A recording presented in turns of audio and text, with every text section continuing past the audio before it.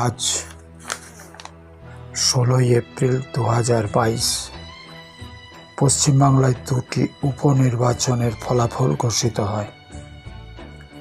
আসানসোল লোকসভা কেন্দ্রের তৃণমূল কংগ্রেসের প্রার্থী সত্যগঞ্জ সিনহা 3,03,209টি ভোটে জয়ী হন।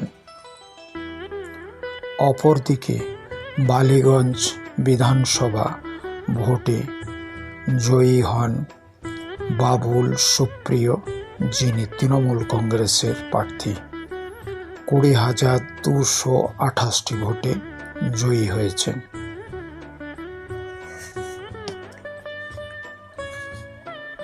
ভালো থাকুন, সুস্থ থাকুন, শেয়ার করুন, লাইক করুন, সাবস্ক্রাইব করতে ভুল করবেন না।